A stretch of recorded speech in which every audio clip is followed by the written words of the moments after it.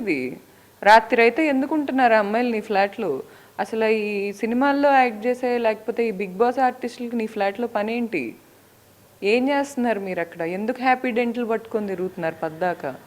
ఇవన్నీ అడిగే రైట్ నాకు ఉండిద్ది. నువ్వు నా నుంచి తెగదెంపులు చేసుకునే వరకు నాకు ఉంటుంది.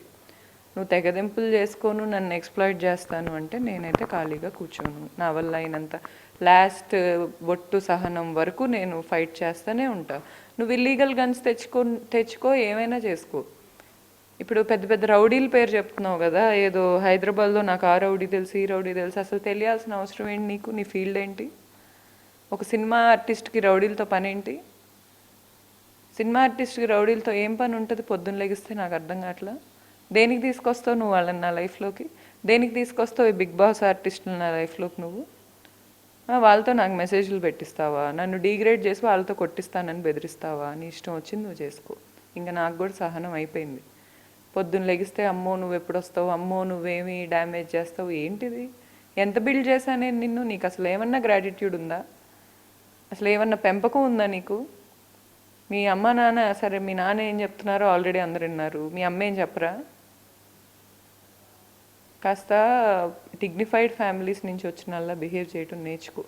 నువ్వు చేయకుండా నా ఫ్యామిలీ గురించి మాట్లాడొద్దంటే కుదరదు. నువ్వు వచ్చి నా ఫ్యామిలీని డిస్టర్బ్ చేస్తున్నావు. నువ్వు వచ్చి నా లైఫ్, మా అమ్మ నాన్న పరిస్థితి ఏంటి? ఎంత ఫేస్ చేయాలి వాళ్ళు?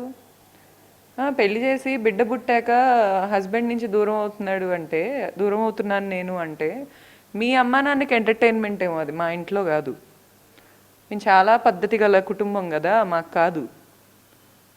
నీకు చాలా తెలుసు, చాలా స్ట్రిక్ట్గా మా ఇంట్లో వాళ్ళు ఎంత స్ట్రిక్టో నీకు తెలుసు. ఎంత గోత్రు అవుతారు? మా అమ్మ నాన్న ఏం చేశారు నీకు? నువ్వు తిరుగుతున్నావే అమ్మాయిలు, వాళ్ళ అమ్మ నాన్న ఏం చేశారు నీకు? వాళ్ళ మొగుళ్ళ అమ్మ నాన్న ఏం చేశారు? ఆ బ్రిగేడ్ 87 అనే అపార్ట్మెంట్స్లో డాక్టర్ సాహిత్య అనే అమ్మాయితో నువ్వు రాత్రిరంతా ఉండి ఆ అమ్మాయిని ఒళ్ళో కూర్చోబెట్టుకొని, దానికి మొగుడున్నాడు, దాని మొగుడు కనుక ఈ వీడియో చూస్తుంటే నీకు దండం. ఏమన్నా పెళ్ళా ఉందా నీకు అసలు? అది అది నా మొగుడు ఒళ్ళో కూర్చొని వాడికి మటన్ తినిపించుకుంటా, వాడికి మందు పోసుకుంటా, నాకు నా మొగుడు అంటే ఇష్టం అని చెప్తుంది. నీకు నేను ఆడియో ఇస్తాను, నా దగ్గర రా. నాకు ఇన్స్టాగ్రామ్ ఉంది గౌతమి చౌదరి అని, నువ్వు నాకు డిఎం చేయి. నేను నీ భార్య కలాపాలన్నీ నీకు పంపిస్తా వీడియోలు. అది నా మొగుడొల్లో కూర్చొని నీ పెళ్ళం బ్రిగేడ్ 87 అపార్ట్మెంట్ నేమ్, డాక్టర్ సాహిత్య అమ్మాయి, ఓ డాక్టర్. దాని డీటెయిల్స్ నాకు అంతవరకే తెలుసు. ఆ అమ్మాయి అపోలో హాస్పిటల్స్లో డాక్టర్ అనుకుంటా.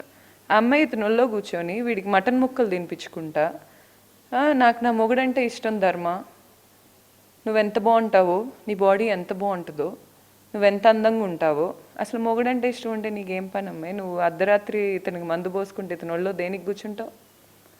మీకు తల్లిదండ్రులు ఉండరా? మీ తల్లిదండ్రులు కూడా ఇయే చేస్తారా మీ ముందు? నాకు అర్థం కాదు. నీ వైఫ్ ఏమందా? 4 అవుతుంది మార్నింగ్ టైము, మనం ఇంత తాగుతున్నాం, ఇంటికి వెళ్తే నీ వైఫ్ ఏమందా? ఈ పతివ్రత డౌట్. ఈ పతివ్రత డౌట్కి అతను ఏం చెప్తున్నాడంటే, నన్ను అడిగేంత సీన్ లేదు, రాత్రిపూట నేను ఏ టైంకైనా ఇంటికి వెళ్తా, నా బెడ్రూమ్లోకి వాళ్ళకి ఎలవ్ లేదు. నా గురించి నా బిడ్డ గురించి నువ్వు అలా వెళ్ళి ఒక చండాలపు దాంతో చెప్తున్నావు. నీకు అసలు ఏమన్నా ఉందా? మా గురించి మాట్లాడాల్సిన అవసరం ఏంటి? నీ గురించి నువ్వు మాట్లాడుకో, నీ క్యారెక్టర్ అది కాబట్టి. మా గురించి ఎందుకు మాట్లాడతావు? మా గురించి నువ్వు తాగేసి ఆ సాహిత్య దగ్గర కూర్చొని మాట్లాడాల్సిన అవసరం ఏంటి? ఆ సాహిత్య అనే అమ్మాయి వాళ్ళ హస్బెండ్కి తెలియదు ఈ కార్యకలాపాలు. తెలిస్తే ఏమవుతాడు అతను? ఒకడిని చూసా సూసైడ్ వరకు వెళ్ళాడు ఇతని వైఫ్ పెట్టుకొని, అతని వైఫ్ ఇతనితో పెట్టుకొని. ఇప్పుడు ఇంకొకళ్ళని ఎందుకు చూడటం? నాకెందుకు ఈ పత్తాపారాలన్నీ వదిలే.